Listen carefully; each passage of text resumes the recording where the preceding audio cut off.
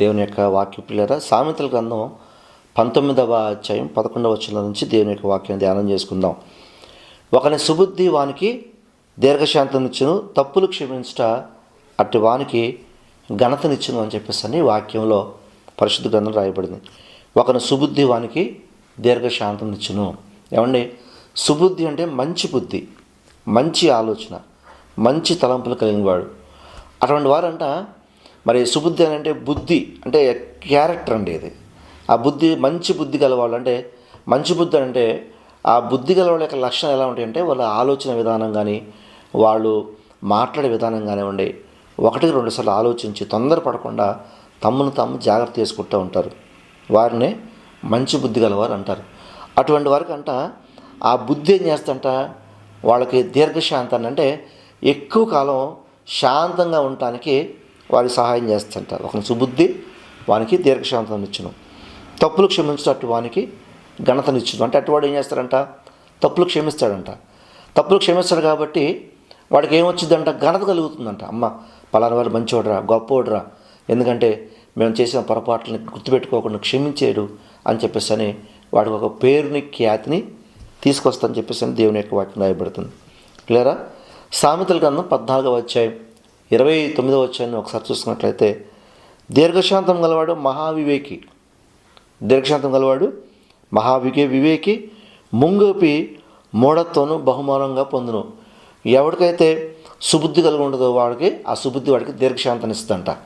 ఎవడైతే దీర్ఘశాంతం కలిగి ఉంటాడో వాడు మహావివేకి అంట. అంటే సుబుద్ధి గలవాడే వివేకం గలవాడు. హల్లెలూయా! మంచి బుద్ధి గలవాడు మహావివేకి అంటే జ్ఞానం గలవాడు అనమాట. అందుకని తొందరపాటు ఎక్కడ పడితే అక్కడ చాలా జాగ్రత్తగా ఆచితూచి ఏం చేయాలో అదే చేస్తూ ఉంటాడు. కాబట్టి దీర్ఘశాంతంతో ఎదురు చూస్తూ ఉంటాడు. దేవునికి మహిమ కలుగును గాక. పిల్లరా, మరి యేసోబు గురించి చూసుకుంటే ఆదికాండము 50వ అధ్యాయము ఒకసారి యేసోబు గురించి ఆలోచన చేస్తే దేవుని యొక్క వాక్యం రాయబడతా ఉంది. మరి యేసోపు అన్నల చేత అమ్మివేయబడ్డాడు. మరి బానిస బ్రతుకుగా పనిచేస్తా నమ్మకంగా ఉన్న కారణం చేత దేవుడు యేసోపు జీవితాన్ని హెచ్చింపజేస్తూ వచ్చాడు. యేసోపును దేవుడు బహుగా బలపరిచాడు, బహుగా దీవించాడు, బహుగా ఆశీర్వదించాడు. అయితే ఇక్కడ జరిగిన విషయం ఏంటంటే పిల్లరా, అన్నదమ్ములు వచ్చినప్పుడు వాళ్ళ విషయంలో మరి యేసోపు కోపడలా, ఓర్చుకున్నాడు. వాళ్ళ అన్నదమ్ముల విషయం ఎప్పుడు కూడా పగబించుకోలా, సహించాడు. అదే అతనికి చాలా గొప్ప పేరు తెచ్చిపెట్టింది. స్తోత్రం కలుగును గాక. మరి ఫరో తర్వాత ఫరో అంతటి నాయకత్వాన్ని, మరి స్థితిని, అధికారాన్ని దేవుడు యేసోపు కలిగినట్టుగా దేవుని యొక్క వాక్యం సెలవిస్తుంది. దేవునికి మహిమ కలుగును గాక. సామెతల గ్రంథం 15వ అధ్యాయము 18వ వచనం రాయబడుతుంది కదా, కోపోద్రేకి ఎగవాడు కలహము రేపును, దీర్ఘశాంతుడు వివాదం నడిచివేయును. దీర్ఘశాంతుడు వివాదం నడిచివేయును. ఇక్కడ నేను చదవబడిన 3 భాగాల్లో వాక్యాన్ని ధ్యానం చేసుకుంటే పిల్లరా, మొదటిది సుబుద్ధి ఏం చేస్తాడంటే దీర్ఘశాంతాన్ని ఇస్తుంది. ఆ దీర్ఘశాంతం గలవాడు వివేకం గలవాడని రాయబడుతుంది. అలాగే ఈ వివేకం గలవాడు ఏం చేస్తాడంట, వివాదాన్ని అణిచివేస్తాడంట. దీర్ఘశాంతం గలవాడు ఏం చేస్తాడంట, వివాదాన్ని అణిచివేస్తాడంట. అంటే తెలివిగలడు కాబట్టి వివాదం పెరగకుండా, దాన్ని అధికం కాకుండా దాన్ని అంతటితోనే ఆపివేస్తాడని చెప్పేసి దేవుని యొక్క వాక్యం రాయబడుతుంది. స్తోత్రం కలుగును గాక. కాబట్టి ఏది ఎలా ఉన్నా మన హృదయంలో దేవుడిని ఎరిగిన బిడ్డలంగా, దేవుడిని తెలుసుకున్న బిడ్డలంగా, ఎదుటివారిని ప్రేమించేవారుగా, ఎదుటివారిని తగ్గించుకునే వారిగా మనం ఉన్నట్లయితే, సుబుద్ధి కలిగి ఉన్నట్లయితే అది మనకి దీర్ఘశాంతాన్ని ఇస్తుంది పిల్లలు. అది చాలా చాలా ప్రయోజనకరంగా మనకు ఉంటుందండి. మన జీవితంలో బ్రతకాలంటే తొందరపాటు, దీర్ఘశాంతం ఉంటే ఏమవుతుంది తెలుసండి, తొందరపాటు లేకుండా చేస్తుంది. త్వరగా కోపడకుండా, త్వరగా మాట్లాడకుండా, మరి త్వరగా అపార్థం చేసుకోకుండా, త్వరగా తప్పుడు ఆలోచన చేయకుండా మనల్ని కాపాడుతుంది. కాబట్టి ప్రతి మనిషికి కూడా దీర్ఘశాంతం కావాలి.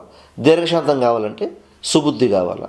సుబుద్ధి కలిగినోడు దీర్ఘశాంతం గలవాడు, దీర్ఘశాంతుడు వివేకం గలవాడు. కాబట్టి ఉదయకాల్సిన వాక్యం అంటే నీవు దేవునికి వాక్యం ధ్యానించినట్లయితే ఖచ్చితంగా నీకు సుబుద్ధిని దేవుడు దయచేస్తాడు. ఎందుకంటే వాక్యం మనకు నేర్పిస్తూ ఉంటుంది, వాక్యం మనల్ని సరి చేస్తూ ఉంటుంది, వాక్యం మనతో మాట్లాడుతూ ఉంటుంది, వాక్యం మనకు బోధిస్తూ ఉంటుంది, ఎలా ఉండాలి ఎలా ఉండకూడదు అని చెప్పేసి బోధిస్తూ ఉంటుంది. ఈ దేవుని యొక్క ఉపదేశానికి, వాక్యాన్ని కనుక మనం లోబడినట్లయితే ఖచ్చితంగా మంచి బుద్ధి కలిగిన వారుగా ఉంటాం. మంచి బుద్ధి కలిగిన వారంగా ఉన్నప్పుడు దీర్ఘశాంతం వస్తుంది మనకి, దాంతో వివేకం కూడా వస్తుంది. అది చూసినప్పుడు ప్రజల మధ్యలో మనకి ఖ్యాతి, కీర్తి, ఘనత కలుగుతుంది. ఆ రీతిగా దేవుడు మనకి సహాయం చేస్తాడు. దేవునికి మహిమ కలుగాక. ఉదయకాల్సిన వాక్యం వెంటనే నిన్ను దేవుడు సుబుద్ధి గలవాడిగా, దీర్ఘశాంతం గలవారిగా, అలాగే మరి వివేకం గలవారిగా దేవుడు చేసి నేను దీవించును గాక. కళ్ళు మూసుకున్నట్టయితే చిన్న ప్రార్థన చేసుకుందాం. పరిశుద్ధుడా, ప్రేమ గల తండ్రి, కృపగల దేవా, నీకు స్తోత్రాలు ప్రభువా.